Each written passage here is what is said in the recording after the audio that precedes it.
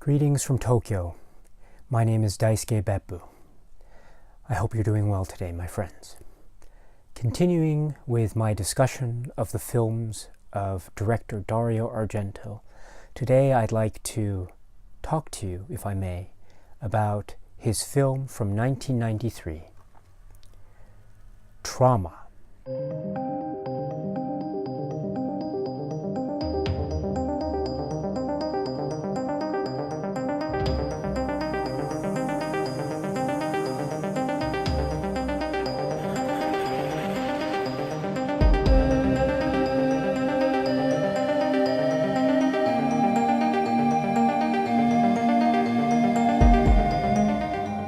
A giallo film that stars his daughter Asia Argento, and also it is a film that is set in Minneapolis, Minnesota in the United States. So it was made in the United States.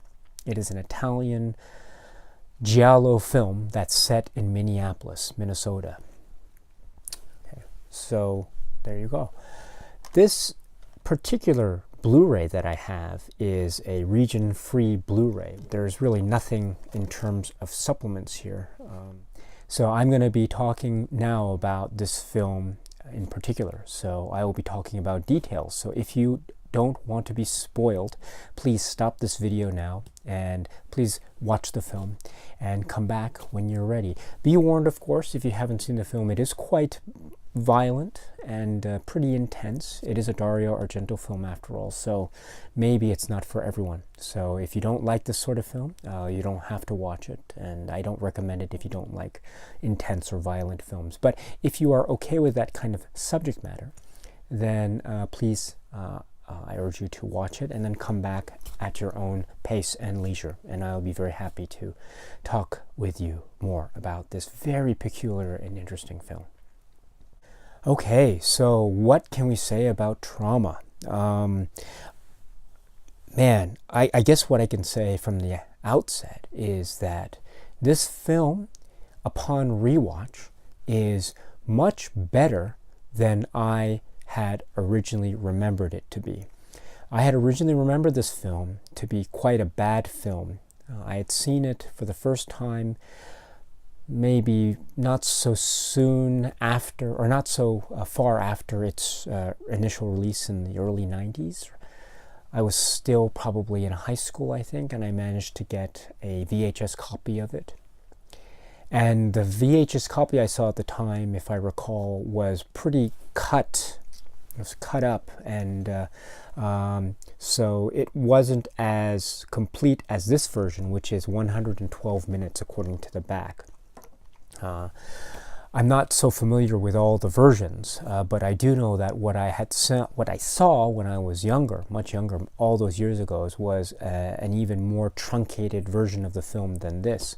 So there were some scenes that were cut and that weren't fully shown in that version. So, for instance, the Brad Dourif character, you remember him and his demise in this film, with he's in the warehouse by himself, and there's the elevator, and his head is stuck out in the shaft. Well, in the version that I saw, and maybe you remember this if you know what I'm talking about, the elevator is supposed to come down and supposed to decapitate him, but we just see like a shot of a dummy head, and we hear a thud and boom and some blood on the wall, and that's pretty much it. So we didn't necessarily see what happened to him. We kind of assumed what happened to him, but we didn't see it. Here we see what happened, and it's a very funny or maybe infamous shot of him, his head falling, and it's this real head, but it's a sort of a projected thing, and you see his head, close up his head as it falls down. It's like, and it's a little bit odd, actually. I probably would have preferred it maybe to not have seen that close-up of his face, of the decapitated head as it falls down the shaft. But oh well, c'est la vie, I suppose. And I mean, let's give Dario Argento credit. He should be credited for at least trying new things. Maybe they don't succeed fully in terms of execution, but in terms of effort, he certainly deserves an A+.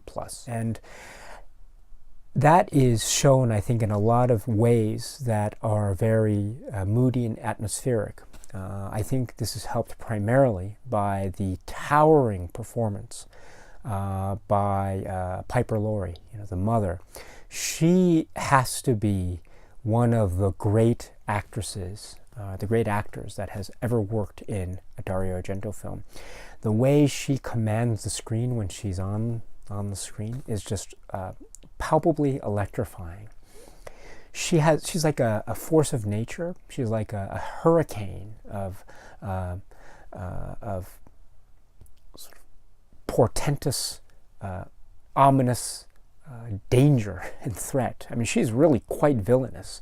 And even little things, from the way she screams to the way she uses her eyes, to that really creepy makeup with her face being kind of pale and her black hair, or the way she kind of, taps her fingers on the table as she's hunting for the little boy in the house, and the way she screams, and her eyes as she's trying to get through the door with the fire poker. And all those things are just so creepy and so effective. And her performance as the mother in this film is really quite. It's quite towering. It could quite possibly be the best villain in any Argento film.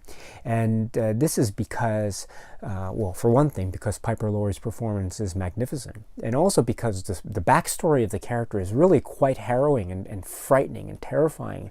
This idea of the mother giving birth to the little boy, Nicholas, but the operation goes horribly, horribly wrong, and the baby dies in a very horrible, terrible way, and then she has to go through electroshock therapy in order to forget, because these doctors and nurses don't want to be implicated in a crime. Well, she doesn't forget, and so she hunts down these people one at a time, and not only does she hunt them down, but she kills them in a way that is similar to the way that her child died, which is decapitation, which is one of the most gruesome ways to depict, gruesome ways to die in any film. I really find it so disturbing. But also, as you know, the way of decapitation here is this idea of using this mechanical device, which is like a mechanical razor wire garrote. So she garrotes her victims, and then she turns on this machine in order to have the wire close in on the neck of a victim, so it just severs the head. Ugh. So it's a very, very gruesome thing. I mean, this is another element of Dario Argento's output that we've seen, and he's very much conscious of people's deaths and decapitations. We've seen decapitations in other films, Four Flies on Grey Velvet, Deep Red, of course. There are many parallels between this film and Deep Red. Decapitation is one of them. But so here we get not just decapitation, but the main crux of the killer's MO is this garrote device, this wire device. So very chilling, very eerie. Okay, and there are also some really interesting stuff that's taking place in terms of the sound. One of the kind of maybe campy things or potentially critical things about Dario Argento's earlier films set in Italy is the soundtrack and the way that sound is used and employed, and the fact that there is a lot of layering of sound and noise and dialogue and music that take place in post-production. So there isn't much in terms of found sound for the most part. Of course, sometimes the actors are heard with their actual recorded dialogue on the set, so that's very refreshing. But for the most part, it's very post-production layered sound. Well, here, because it's an American production, and because I watched the film in English, I get the real actors' voices, and I get a soundtrack that doesn't feel as layered as the earlier Italian films of Dario Argento. And this is very interesting because it provides a certain level of immediacy and maybe danger in terms of an oral sensation.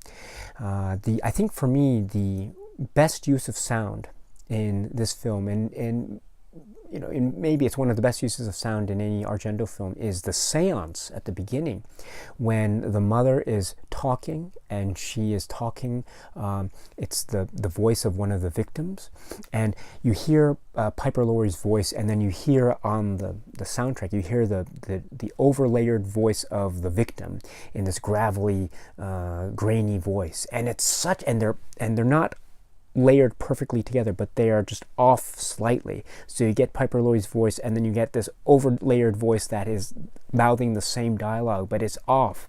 And you've got the rain and the thunder. Very creepy sequence, and the sound elevates the creepiness level to just a degree. It's really fantastic. So here we get a production value which really values found sound and the actual recorded voices. And so I think this is something that is really unique and a positive change, I think, in terms of Dario Argento's overall film oeuvre.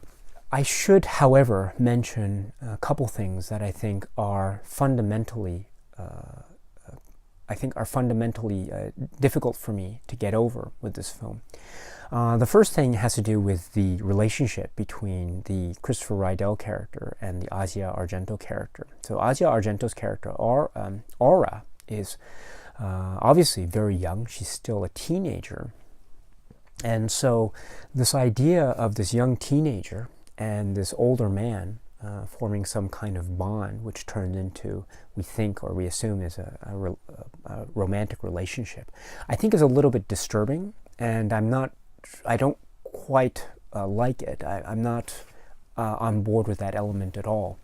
I'm perfectly fine with the notion that the Christopher Rydell character is wanting to save the Asia Argento character. I think that's a perfectly fine element, and I can understand that.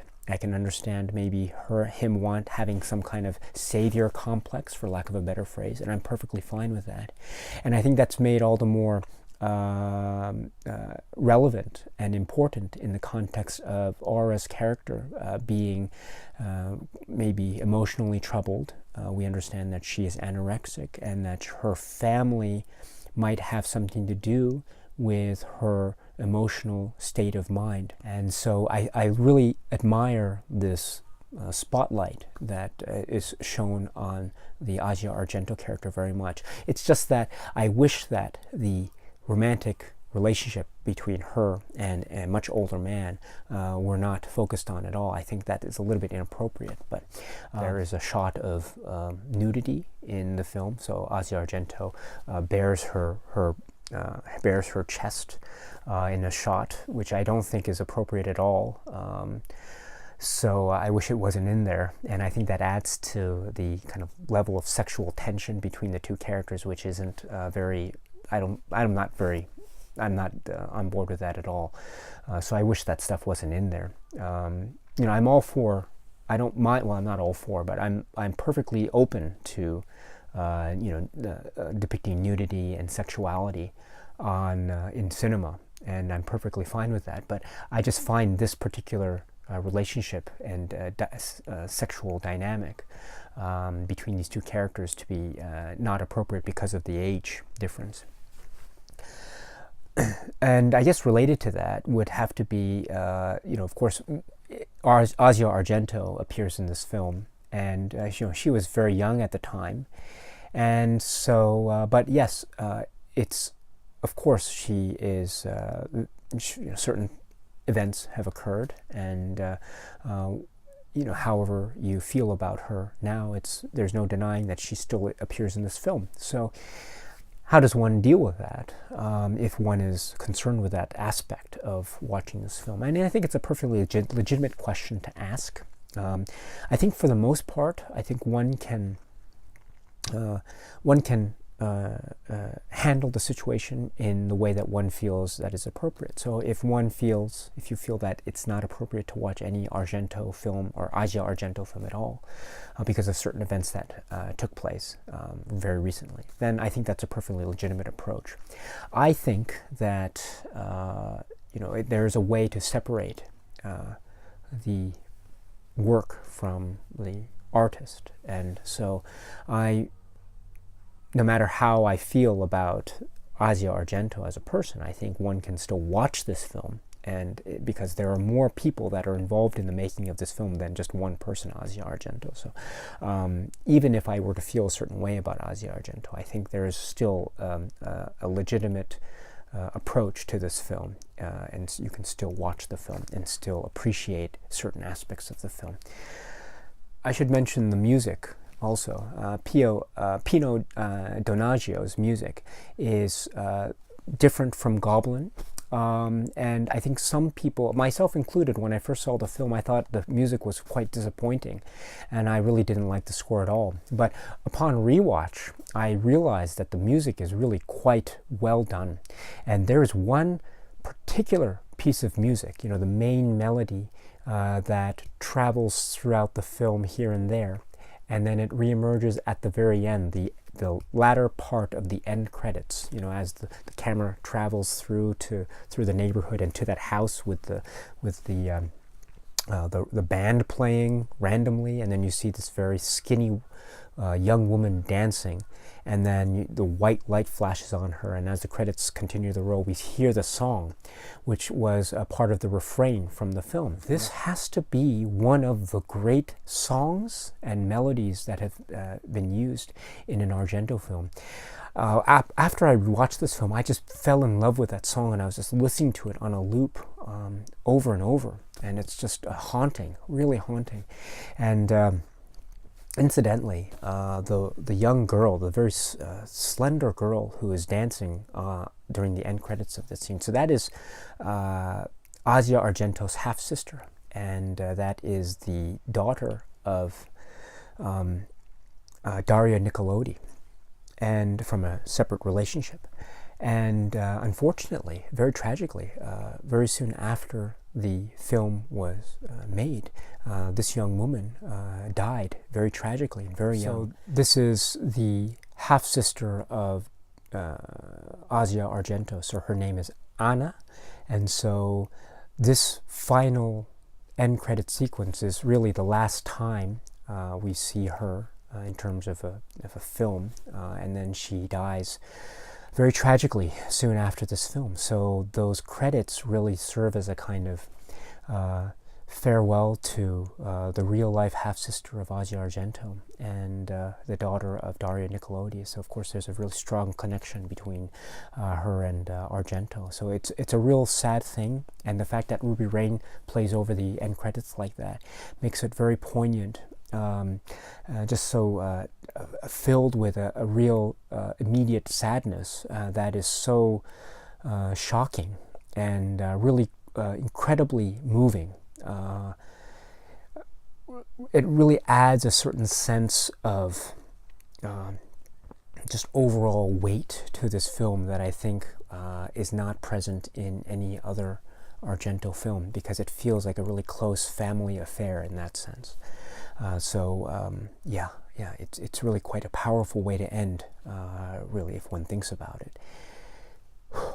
Anyway, that's what I wanted to say about Trauma. It's not the greatest Argento film ever, and as I said, there are a few fundamental flaws with the film. But if one can get over those, or if one can look past those, then I think there are many secrets and many interesting traits that are contained within this film, Trauma. So I don't know, do you agree? Do you disagree? Please let me know in the comments below if you have any comments or questions, and I will do my best to address them to the best of my ability. So with that, my friends, that is Trauma, and next time I will be talking about the film The Stendhal Syndrome. I'm very sorry for my slow pace. It is already past Halloween, and so my plans to get through all of the Argento films prior to Halloween failed miserably. So I will try to get through all of the Argento films though, because there are still some very interesting ones left. And so next time I will be discussing the Stendhal Syndrome. Until then, my friends, I hope you are happy and healthy and well. Please keep watching a lot of great cinema.